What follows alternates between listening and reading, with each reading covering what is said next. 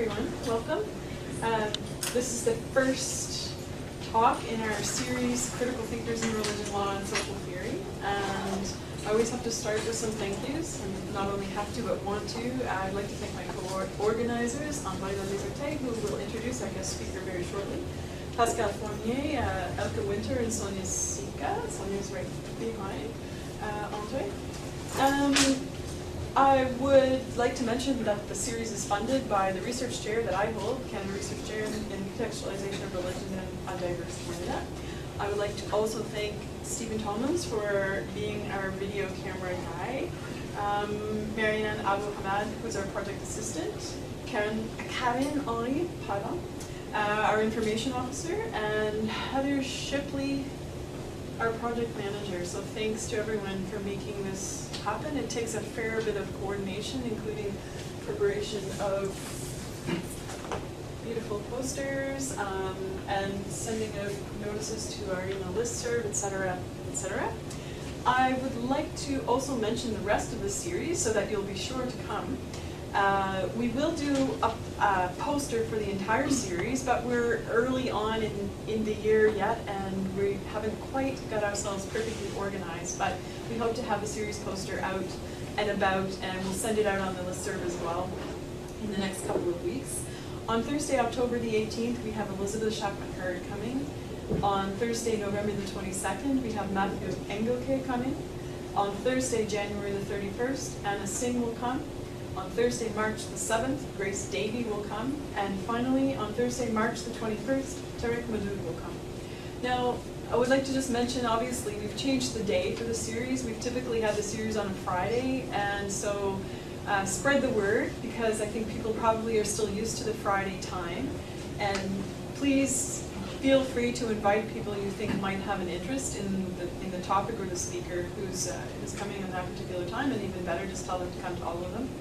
And I'll remind you that there is a reception at the end of the lecture today, so the lecture will be about 50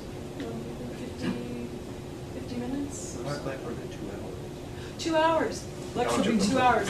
So settle in. There is food at the back if you feel faint. So about 50? About 50 minutes. And then we'll have about half an hour, 20 minutes to half an hour up for questions, depending on how hard you are on David and whether he looks like he's flagging or not. He'll give us a signal.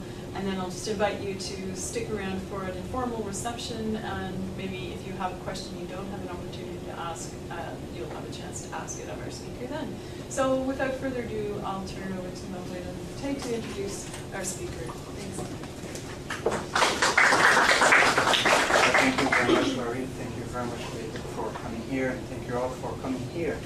One of the things that I really appreciate with this particular group is it's really interdisciplinary. I'm in comparative politics. David is a historian, and we have a lot of things in common with respect to religion.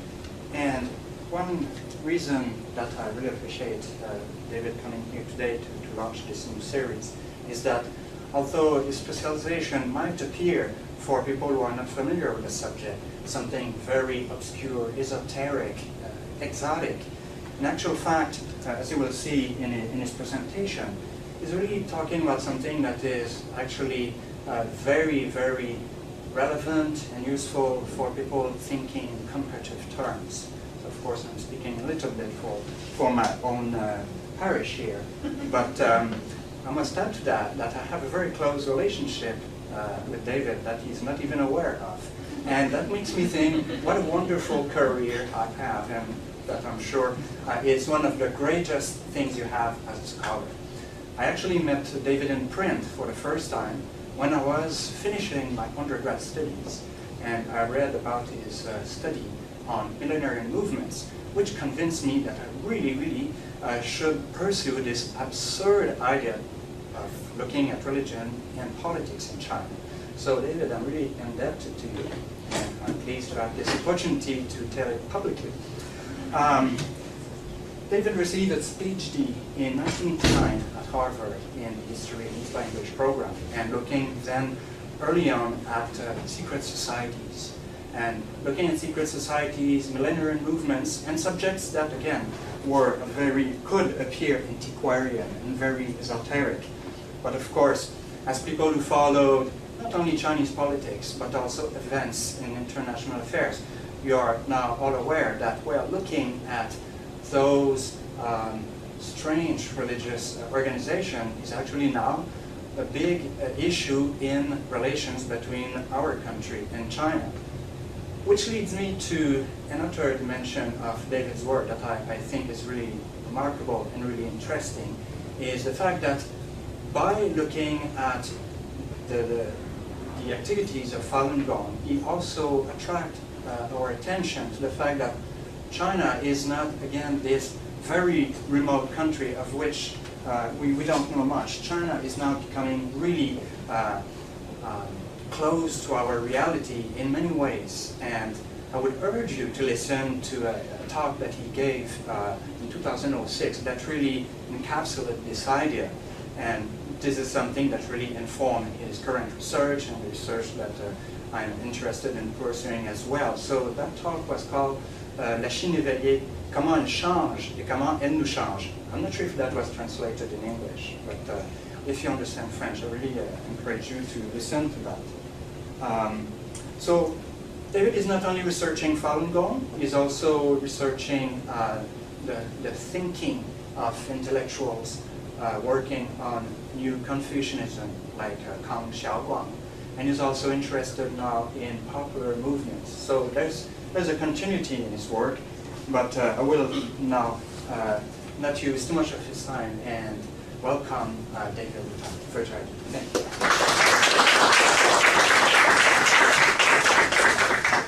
Thank you very much, Andre, for that very kind introduction, and thank you, Lori and Heather, for inviting me, and thank all of you for coming out on this beautiful Thursday afternoon.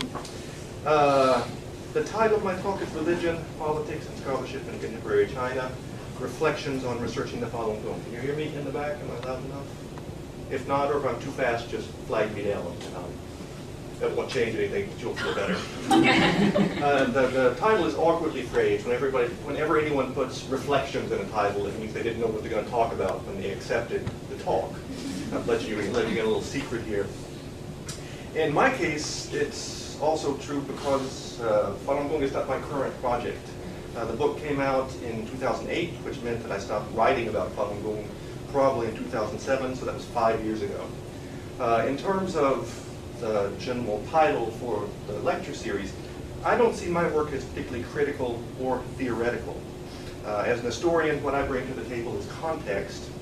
That said, Falun Gong was a very big topic for me and just in general. It had implications that touched on human rights, freedom of belief, international relations, domestic politics in China, Canada, US, even life and death. People have died over Falun Gong. In the course of doing my research, I learned what I believe to be important things about China and about the world, things that are of value beyond the narrow field of research where I usually live. And I can assure you this is certainly not true of much of what I do. So the topic is, even if I'm not working on it anymore, worthy of reflection. So despite the awkwardness of the title, it has some merit to it. Not knowing to whom I was going to be talking today, I decided to do an informal presentation. I'm going to organize my talk around the following rubrics. First is the personal, which means how I came to do this research, how I did it, what my major experiences and findings were. And this might be interesting for students who are thinking about how they go about doing research. Second, media. My experiences with Canadian, American, and international media, because to my great surprise, I became a public personality, a minor public personality. A hoper I did not call. But it was, I wasn't expecting it, and the experiences were interesting. Politics, my experience with Canadian, American, and international politics, which were less than with the media, but still, for a history professor, more than I was expecting. And scholarly, the impact my work had in my field, as I see it. So what I'll try to do, half of my talk will be about the excitement, the fun of doing the research that I did and making the discoveries that I feel I made. The other half will be a little bit less positive, because I'll be talking about the difficulty of communicating any kind of nuanced understanding of a complex topic in a journalistic or public setting. So there we go. Now, in presenting things this way, I may be being way too meta, and I may be talking completely past what interests you about my topic. So if I'm starting to say something that sounds like I really want to know something about that, and then I immediately whisk off another direction, I don't mind stopping in mid-talk. Again, I don't have a formal talk with a flow and a conclusion. I'm just going to talk like this. So if you have a question, or if you want me to go deeper, or if I've been unclear, which happens all the time, stop me then.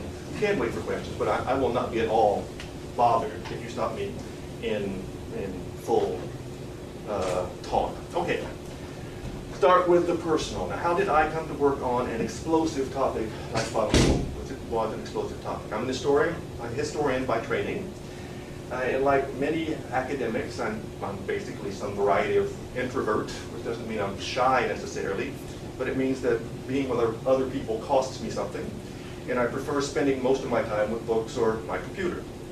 And I think at some level, I probably chose to work on Chinese history because it's both exotic, which meant I had to learn Chinese, which I thought was great fun. I still remember being able to, having people understand those strange sounds coming out of my mouth. That was such a wonderful thing. I learned much of my Chinese at a bar in Nashville, Tennessee. After the third beer, it's much more fluent, I found, in any event. So I had to learn the language. I got to travel and live in China. At the same time, Chinese history is sort of a safely obscure topic. I'm the only one in my department who works on Chinese history. I can say anything I please in front of my students. They will have no idea if I make it up or not. So it's a way to sort of beaver away in relative tranquility to work on Chinese history. Outside of China, Chinese history is a sort of a smallish field. Most of us work in even smaller subfields.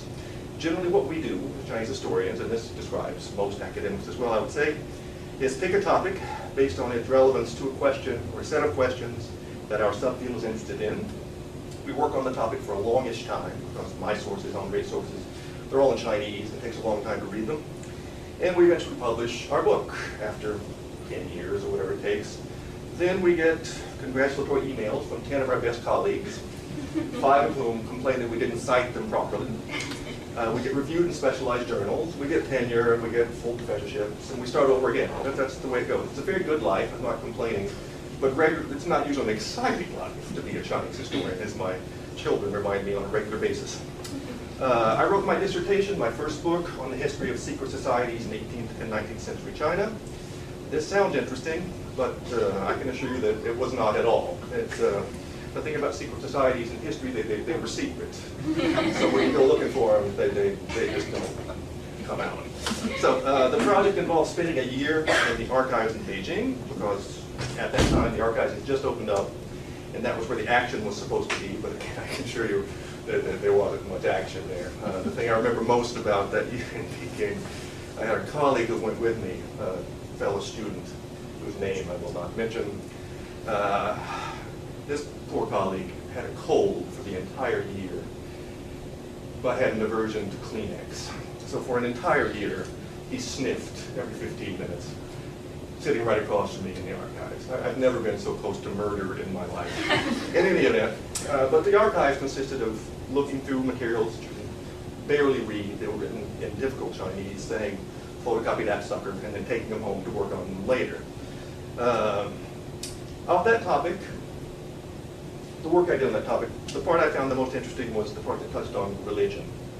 To make a long story short, secret societies had always been portrayed as political organizations, groups of working class people that were against particular dynasties, largely for ethnic reasons. The last dynasty in China was Manchu, and for a long time, secret societies were interpreted as being against the Manchu, for the return of Chinese rule, and vaguely left-wing in a way that pleased 1960s French intellectuals.